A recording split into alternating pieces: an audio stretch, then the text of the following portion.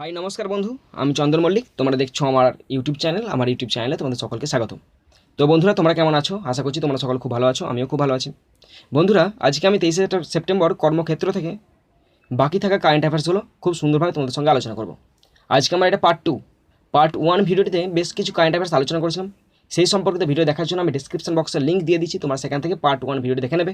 আর আজকে আমরা পার্ট টুতে বাকি থাকা বেশ কিছু আলোচনা করব, সেগুলি খুব সুন্দরভাবে বুঝিয়ে দেবো এবং এমনভাবে বোঝাবো যাতে তোমাদের মনে থাকে, সারা জীবন মনে থাকে।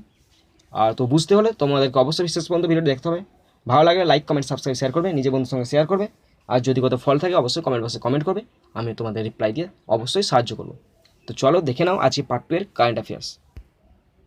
তো বন্ধুরা, আজকে আমি 6 সেপ্টেম্বর থেকে শুরু করছি, ভালো করে শুনবে তোমরা শেষ পর্যন্ত। 6 সেপ্টেম্বর জিএসটি সংক্রান্ত বকেয়া ইস্যুতে কেন্দ্রীয় সরকারকে চাপ দিতে সংসদে কলিং অ্যাটেনশন নোটিশ দিল তৃণমূল কংগ্রেস। কেন্দ্রীয় সরকারের সিদ্ধান্তে সংসদের আসন্ন বাদল অধিবেশনে এখন প্রশ্নোত্তর পর্ব বাদ দেওয়া হয়েছে এবং 0 আওয়ার্স মেয়াদ কমিয়ে দেওয়া হয়েছে। এ অবস্থায় কলিং অ্যাটেনশন নোটিশের মাধ্যমেই একমাত্র কেন্দ্রীয় মন্ত্রীর জবাবদিহি চাওয়া যেতে পারে। ওকে, তো তোমাদের জন্য আরেকটা রিভিশন হচ্ছে। 6 সেপ্টেম্বর জিএসটি সংক্রান্ত বকেয়া ইস্যুতে কেন্দ্রীয় সরকারকে চাপ দিতে সংসদে কলিং অ্যাটেনশন নোটিশ দিল তৃণমূল কংগ্রেস। কেন্দ্রীয় সরকারের সিদ্ধান্তে সংসদের আসন্ন বাদল অধিবেশন প্রশ্নোত্তর পর্ব বাদ দেওয়া হয়েছে এবং 0 আওয়ার্সের মেয়াদ কমিয়ে দেওয়া হয়েছে। এই অবস্থায় কলিং অ্যাটেনশন নোটিশের মাধ্যমে একমাত্র কেন্দ্রীয় মন্ত্রীর জবাবদিহি চাওয়া যেতে পারে। নেক্সট আছে 7 সেপ্টেম্বর কি আছে দেখো। পূর্ব লাদাখে প্যাংগং লেকের দক্ষিণে প্রকৃত নিয়ন্ত্রণ রেখা লঙ্ঘন করে ভারতীয় সেনা গুলি চালিয়েছে বলে অভিযোগ করল চীন। ঘটনাটিকে অত্যন্ত গুরুতর সামরিক প্ররোচনা হিসাবে বর্ণনা করে চীন সেনার ওয়েস্টার্ন থিয়েটার কমান্ডের প্রধান কর্নেল ঝ্যাং সুইলি বলেন, আমাদের অনুরোধ, বিপজ্জনক পদক্ষেপ এখনই থামাক ভারত।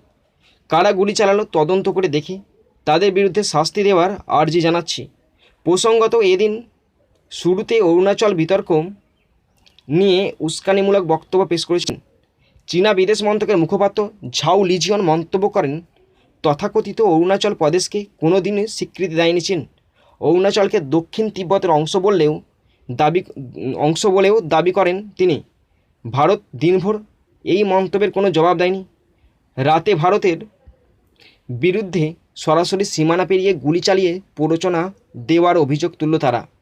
তো তোমাদের জন্য আরেকটি রিভিশন হচ্ছে দেখো।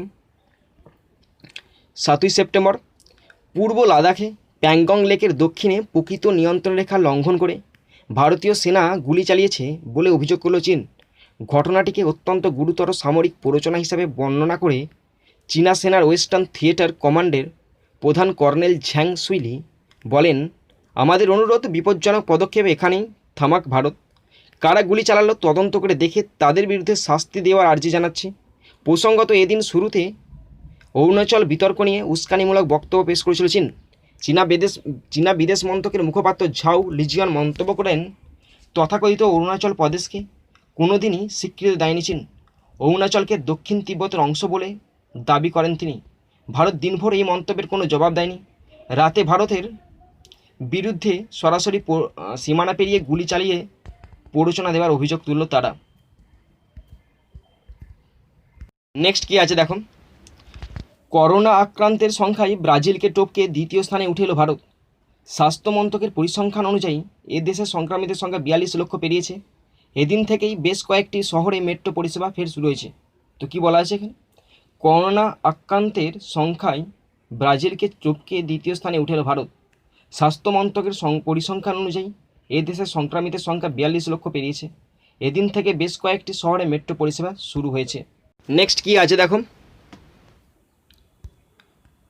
আগামী দিনে মহামারী নিয়ে বিশ্বকে সতর্ক করলেন হু প্রধান। 8 সেপ্টেম্বরের এটা নিউজ। কোভিড-19 বিশ্বের শেষ মহামারী নয়, আগামী দিনে এমন অনেক মহামারী আসবে বলে বিশ্বকে সতর্ক করলেন বিশ্ব স্বাস্থ্য সংস্থার হু এর প্রধান তেদ্রস অ্যাধানম ঘেব্রেইয়েসুস।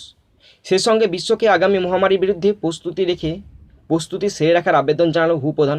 এক সাংবাদিক বৈঠকে হুয়ের প্রধান বলেন, এটাই শেষ মহামারী নয়, ইতিহাস আমাদের শিখিয়েছে মড়ক এবং মহামারী জীবনের অংশ, কিন্তু পরের মহামারীটা যখন আসবে তখন বিশ্বকে প্রস্তুত থাকতে হবে বর্তমান সময়ে যতটা প্রস্তুত তার থেকেও বেশি। তো মহামারী সম্বন্ধে, আগামী মহামারী সম্বন্ধে উপপ্রধান কী বলেছেন দেখুন। 8ই সেপ্টেম্বর, কোভিড-19 এই বিশ্বের শেষ মহামারী নয়।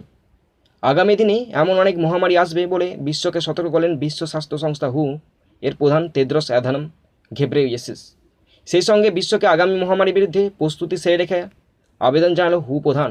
এক সাংবাদিক বৈঠকে এর প্রধান বলেন, এটাই শেষ মহামারী নয়, ইতিহাস আমাদের শিখিয়েছে মড়ক এবং মহামারী জীবনের অংশ, কিন্তু পরের মহামারীটা যখন আসবে তখন বিশ্বকে প্রস্তুত থাকতে হবে বর্তমান সময়ে যতটা প্রস্তুত তার থেকেও বেশি। নেক্সট কী আছে দেখো, ভারতে আসছে রুশ ভ্যাকসিন স্পুটনিক ভি। ওকে, তো এটা 8ই সেপ্টেম্বরের নিউজ। দেখো কী লেখা আছে, পড়ছি আমি। করোনা ভাইরাসের রুশ প্রতিষেধক স্পুটনিক ভি ভারতের ট্রায়ালের কথা জানালো নয়াদিল্লি। কিছুদিন আগে মস্কো থেকে এই বার্তা দেওয়া হয়েছিল, এবার নয়াদিল্লিও সেই খবর স্বীকৃতি দিল। কেন্দ্র জানিয়েছে ভারতে এই ভ্যাকসিন তৈরির জন্য ভারত সরকারের সাহায্য চেয়েছে রাশিয়া। সেই প্রস্তাবে রাজি হয়েছে ভারত। 16ই সেপ্টেম্বর রাশিয়ার ডাইরেক্ট ইনভেস্টমেন্ট ফান্ড RDIF বিবৃতি দিয়ে জানিয়েছে তারা ভারতের ডক্টর রেডিজ ল্যাবের সঙ্গে হাত মিলিয়ে প্রায় 30 কোটি প্রতিষেধক উৎপাদন করবে, যার মধ্যে ভারতের বাজারে ছাড়ার জন্য 10 কোটি প্রতিষেধক ডক্টর রেডিজ ল্যাবকে দেওয়া হবে। তবে এই টিকার দাম কত হবে তা জানানো হয়নি। উল্লেখ্য, স্পুটনিক ভি প্রতিষেধক তৈরি করেছে রাশিয়ার গ্যামেলিয়া রিসার্চ ইনস্টিটিউট। গবেষণার অর্থ জুগিয়েছে RDIF। তো কী বলা আছে দেখো 8ই সেপ্টেম্বরের এটা নিউজটা, কারেন্ট অ্যাফেয়ার্সটা। করোনা ভাইরাসের রুশ প্রতিষেধক স্পুটনিক ভি ভারতের ট্রায়ালের কথা জানালো নয়াদিল্লি। কিছুদিন আগে মস্কো থেকে এই বার্তা দেওয়া হয়েছিল, এবার নয়াদিল্লিও সেই খবরের স্বীকৃতি দিল। কেন্দ্র জানিয়েছে ভারতে এই ভ্যাকসিন তৈরির জন্য ভারত সরকারের সাহায্য চেয়েছে রাশিয়া। সেই প্রস্তাবে রাজি হয়েছে ভারত। 16ই September Russian direct investment fund, যার সংক্ষিপ্ত রূপ RDIF, বিবৃতি দিয়ে জানিয়েছে তারা ভারতের ডক্টর রেডিজ ল্যাবের সঙ্গে হাত মিলিয়ে প্রায় 30 কোটি প্রতিষেধক উৎপাদন করবে, যার মধ্যে ভারতের বাজারে ছাড়ার জন্য 10 কোটি প্রতিষেধক ডক্টর রেডিজ ল্যাবকে দেওয়া হবে। তবে এই টিকার দাম কত হবে তা জানানো হয়নি। উল্লেখ্য, স্পুটনিক ভি প্রতিষেধক তৈরি করেছে রাশিয়ার গ্যামেলিয়া রিসার্চ ইনস্টিটিউট। গবেষণার অর্থ জুগিয়েছে RDIF। তো বন্ধু, এটা আমাদের শেষ কারেন্ট অ্যাফেয়ার্স, আজকের পার্ট 2 এর শেষ কারেন্ট অ্যাফেয়ার্স। তো দেখো কী আছে, ভালো করে শুনবে। চীন এই প্রথম তাদের তৈরি ভ্যাকসিন প্রকাশ্যে আনলো। বেজিংয়ে শুরু হওয়া বাণিজ্য মেলার আকর্ষণের মূল কেন্দ্র দুটি প্রতিষেধক, যা তৈরি করেছে চীনের দুটি সংস্থা সিনোভ্যাক ও সিনোফার্ম। ভ্যাকসিন দুটির কোনোটিও এখনও বাজারে না এলেও চীনা নির্মাতাদের আশা চূড়ান্ত ট্রায়াল শেষ করে চলতি বছরের শেষের দিকেই তারা ভ্যাকসিন বাজারে ছাড়তে পারবে। তো দেখো কী লেখা আছে, চীন এই প্রথম তাদের তৈরি ভ্যাকসিন প্রকাশ্যে আনলো। বেজিংয়ে শুরু হওয়া বাণিজ্য মেলার আকর্ষণের মূল কেন্দ্র দুটি প্রতিষেধক, যা তৈরি করেছে চীনের দুটি সংস্থা সিনোভ্যাক ও সিনোফার্ম। ভ্যাকসিন দুটির কোনোটিও এখনও বাজারে না এলেও চীনা নির্মাতাদের আশা চূড়ান্ত ট্রায়াল শেষ করে চলতি বছরের শেষের দিকে তারা ভ্যাকসিন বাজারে ছাড়তে পারবে। তো বন্ধুরা, আশা করি তোমরা সকলেই পার্ট 2 ভিডিওটি শেষ পর্যন্ত দেখলে, তবেই তোমরা পার্ট 2 এর কারেন্ট অ্যাফেয়ার্সগুলো বুঝতে পারবে। আর যদি ভালো লাগে লাইক, কমেন্ট, সাবস্ক্রাইব, শেয়ার করবে। নিজের বন্ধুর সঙ্গে অবশ্যই মনে করে শেয়ার করবে। যদি ফল্ট থাকে অবশ্যই কমেন্ট বক্সে কমেন্ট করবে বা কন্ট্যাক্ট করবে। কন্ট্যাক্ট নাম্বার দিয়ে আছে, কন্ট্যাক্টের অনেক পদ্ধতি দিয়ে আছে। ওকে, তো আমি এই ধরনের ভিডিও আপলোড করতেই থাকবো। এরপরে আমি পার্ট 3 করব। পার্ট 3তে বাকি শেষ যেগুলো আছে সেগুলো আলোচনা করে দেবো, সেগুলো তোমাদের বুঝিয়ে দেবো।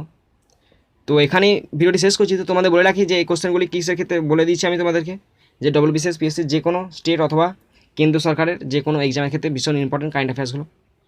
তো এখানে ভিডিও শেষ করছি। সুন্দর থাকবে, সুস্থ থাকবে, take care, thank you, Jai Hind, Vande Mataram.